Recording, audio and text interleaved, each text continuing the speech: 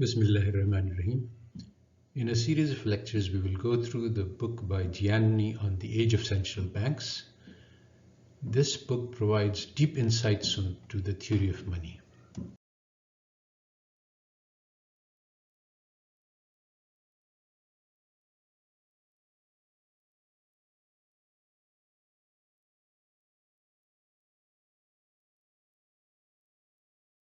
So what is money? If we look at the literature, we see a bundle of contradictions. There are debates which have gone over through centuries, unresolved controversies, many different schools of thought, including the quantity theory, which says that money simply doesn't matter. So we will argue that history is important, but the issue is to understand how. It's interesting that Sir John Hicks changed his position on this issue, initially saying that the goal of monetary theory should be explain how money has evolved over time, and later becoming a neoclassical who says money is a timeless invariant which works the same way throughout history.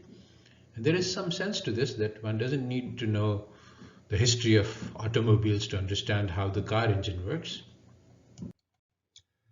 Neoclassicals assume that there are no transaction costs, complete knowledge, and that the value of money will be stable and known to all parties across time.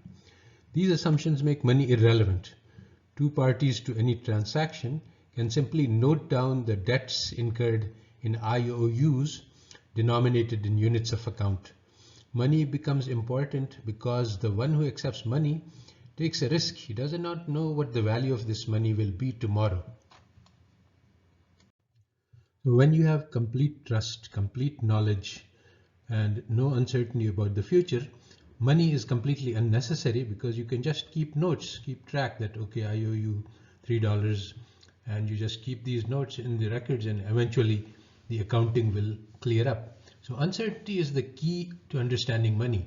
Once I take money, I don't know what will happen in the future. I don't know what the prices will be. I don't know who will accept this money. So it depends on what I perceive, whether or not I accept money depends on my perceptions about how acceptable this money will be in the future. It depends on my expectations about what the future is like.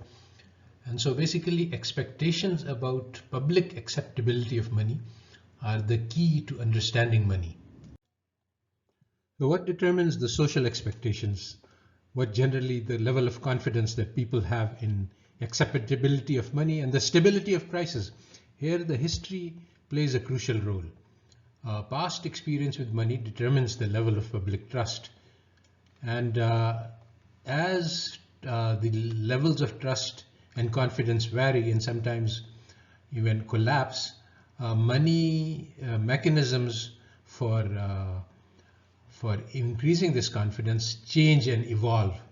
And so basically this history of money determines the social expectations, and also the history is driven by the need to maintain the levels of confidence in order to have a functioning economy. So these are two different functions of history here.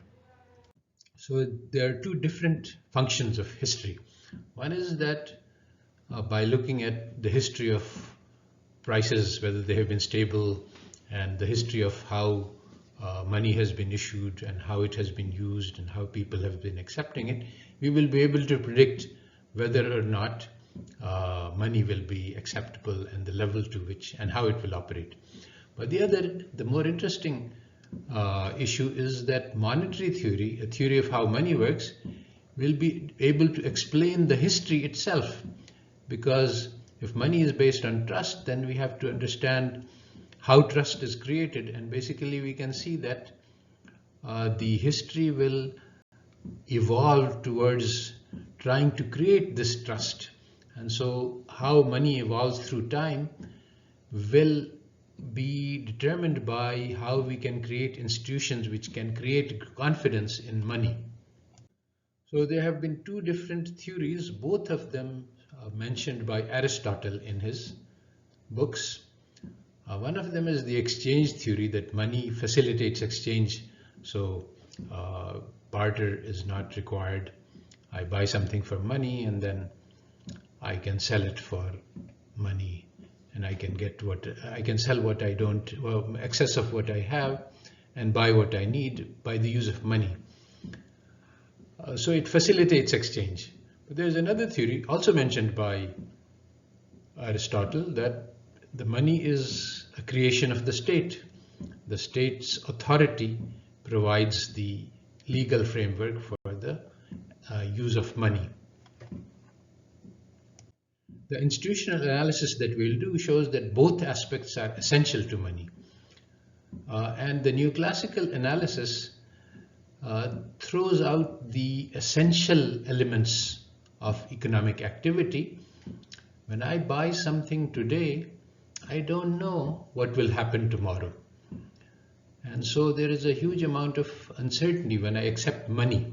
And basically, if you think about the production, a firm hires laborers and incurs costs and produces goods, but it has no idea what it will be able to sell these goods for. It has no idea what the value of money that it spent today will be tomorrow. So essential aspects of the future are unknown.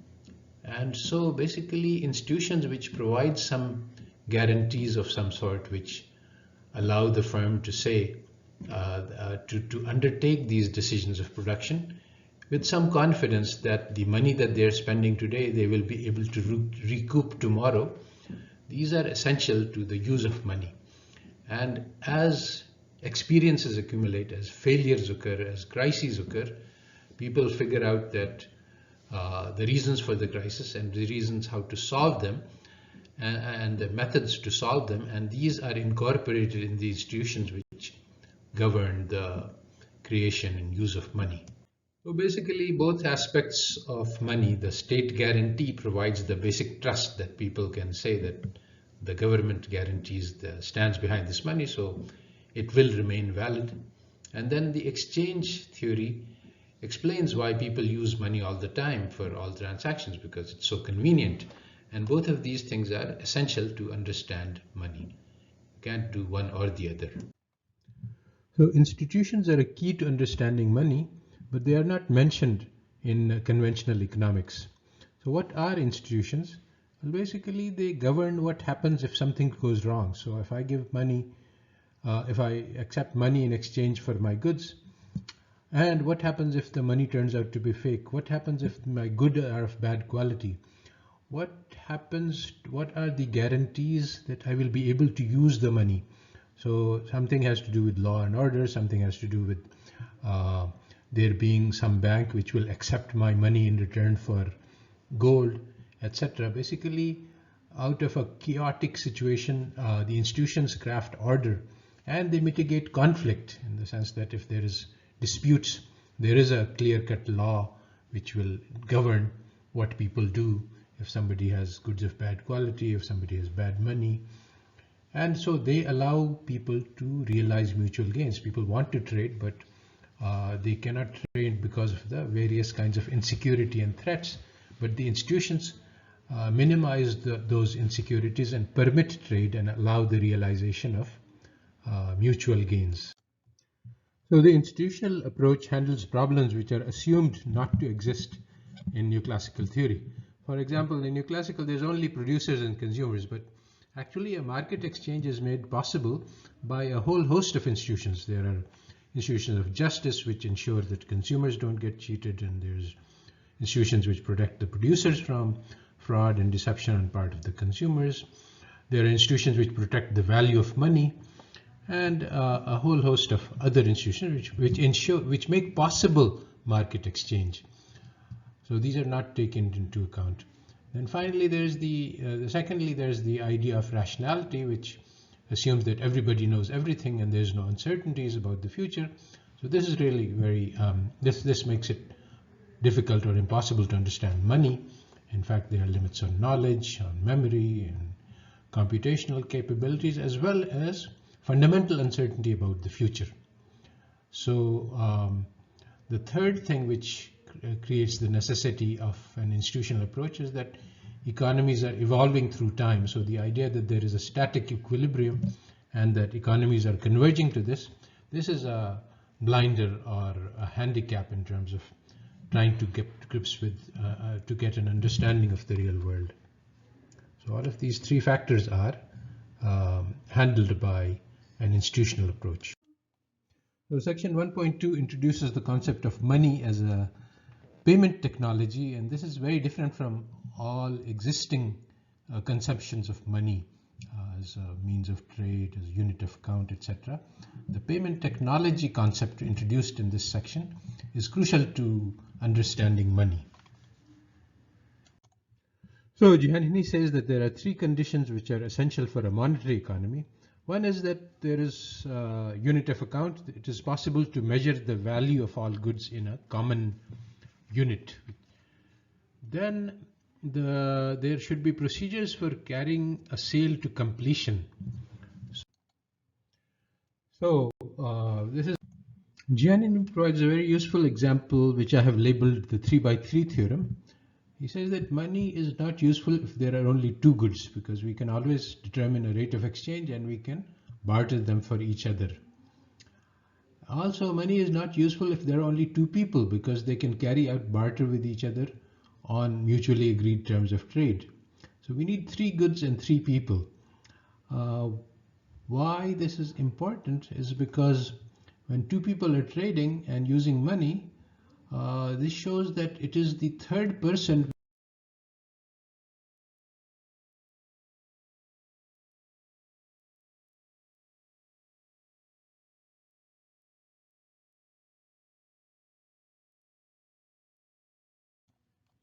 This also clarifies why money is always a social convention, because when two people are trading, I'm accepting money only because I think that C will also be able to accept money. Otherwise, if I was dealing 2x2 between A and B, I would not use money.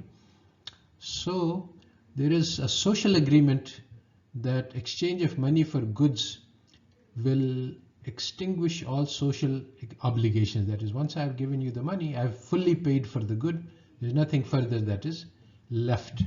And this is what Giannini says, that is the best way to think about money is to think of it like a durable good which provides a flow of services. When there is an increase in the supply of money, this raises general price level and reduces the value of service being provided, because the money can buy less. Also, if there is loss of public confidence in the value of money, if I think that tomorrow money is going to be worth less, then again the service which is being provided to me by this money is reduced. In more technical terms, we can say that the value of money depends on two factors. One is the rate of interest on deposit accounts minus the rate of inflation. This is basically the price of holding money. If you hold money in a deposit account, you get rate of interest, but you lose inflation. And if these two are roughly matched, then the money value remains constant through time. Otherwise, money is either losing value or gaining value. So that's one of the factors which determines how much money I want to hold. The second is the beta factor, which is the confidence in the stability of the value of money across time. What determines this beta, this level of confidence in money? One factor is guarantees by the producers of money that we will not destroy the value of this money. So if the people who create money create too much later, then the value of current money is destroyed. So they must somehow, in order to get people to use their money, somehow make promises that we will not abuse this power of money creation, and we will not create this money recklessly and destroy the money that you are currently using. So to achieve this, there must be some rules, conventions, legal mechanisms which are designed to create confidence that the value of money will not be destroyed by those who create money. The theory of money depends crucially on this issue of how confidence is created that the money will be, that the creators of money will not indulge in irresponsible behavior by abusing that power, by creating too much money and thereby depriving existing money of value. If we don't have confidence, then we will not be able to use their money. So how is this confidence created? There must be some legal mechanisms, but there are also social norms. And basically these are required for any kind of money except commodity money, which doesn't require legal enforcement because it is self-enforcing. So Giannini says that there are three types of confidence creating mechanisms. One is that the commodity money, which is sort of self-enforcing because the commodity itself has general value, or at least is socially recognized to have general value. The second is that the producers of money provide some guarantee or some legal constraint which binds them to responsibility. For example, they're supposed to hold gold reserves, which backs every note that they provide. And then there will be laws that if you can't provide the gold, which is supposed to be behind the note that you have issued, then you will be subject to jail. Even death penalties were given in England to goldsmiths who issued too many notes and didn't have enough gold to back them. So these are some sorts of guarantees. And then there's the third rather subtle situation of vertical integration, that the producers and consumers are bound together within a single governance structure. This seems a little bit hard to imagine, but actually it's the most common solution, as we will soon see. So we've already given examples of type 1 and type 2 confidence creation, but the type 3 vertical integration is the one that is most commonly in use today, that the banks are the creators of money, but they are under control of central banks, and the central banks are answerable to the public, at least in democracies. And so in some sense, the public is in charge of the creation of money by banks, and they can regulate that. So that ends section 1.2, and we come to section 1.3, which teaches us about the costs of creating a payment technology. What does it take to create institutions which will create confidence in the consumers that the money that we are using is trustworthy? This is of great importance in understanding the evolution of money over time. So this section begins with the explanation of the commodity money paradox and ends with its resolution. And the paradox is simply this: commodity money is highly inefficient, as we will show, and yet it has persisted for a long time across diverse geographical regions and for centuries. So why does an inefficient payment technology show such strength? Now, textbooks describe the characteristics required for a commodity money, but these really miss the main point, which arise in terms of the value, the utility and disutility of using commodity money, as we will show. So one set of disadvantages is the technological ones, the cost of producing the commodity money, and also the fact that when you're using gold, then as money, you can't use it for other purposes. And Giannini actually estimates these two items and shows that they are quite expensive. But we will concern ourselves with the more important macro problems that arise with commodity money. And that's basically that the amount of money doesn't adapt to the needs of the economy. So the simplest problem is that the stock of money is fixed, but the economy is expanding. Then prices must fall in order to accommodate the large volume of trade. Now the problem is that prices are not flexible downwards, and there are a large number of reasons for this, because basically one needs to make coordinated changes in a decentralized fashion across a large number of different sectors of the economy, and this is always very hard to do. There's a huge transaction and information cost which is completely ignored by neoclassicals. So if the prices don't adjust, then the economy will fall into recession and depression, because there's not enough money to allow the economy to function at full capacity. So history is full of examples of economies which fell into recession because the money stock was too little. A standard method of handling this was to introduce coinage, which would where the stamped value of the coin would be 1 ounce, but the actual gold content would be much less. So that's one set of, but this led to its own set of problems. Another collection of problems which arose in history, less often, but was that an influx of gold would lead to inflation. So both of these cause problems to the economy because the gold supply is not adjusted to the needs of the economy. So this analysis allows us to resolve the paradox.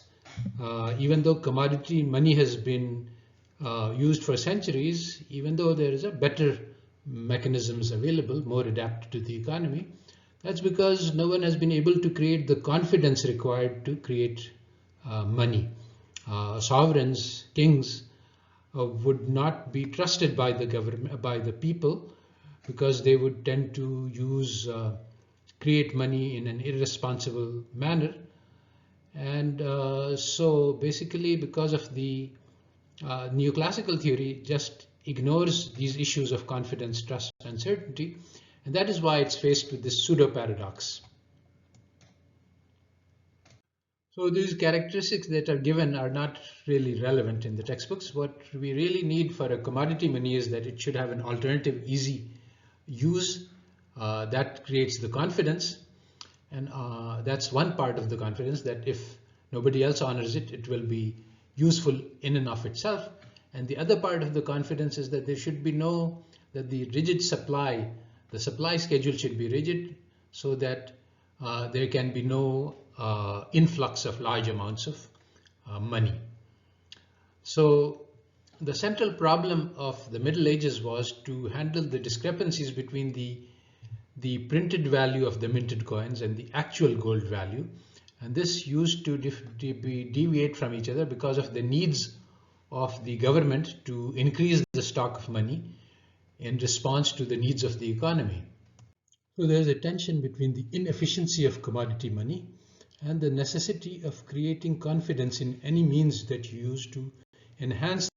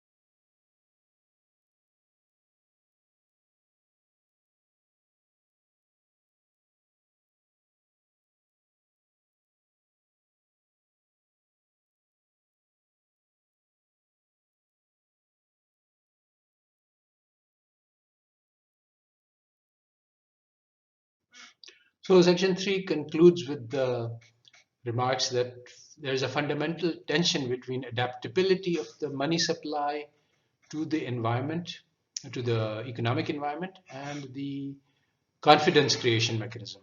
If we make money adaptable, then we have to give someone the power to create it flexibly, but this power can easily be abused. On the other hand, you can fix the rate of money creation. That's famous rule of Milton Friedman, that there should be just a fixed rate of increase of money, give no power to the authority to change the supply of money. So this leads to the maximum amount of confidence, but the minimum amount of flexibility to adapt to the needs of the economy.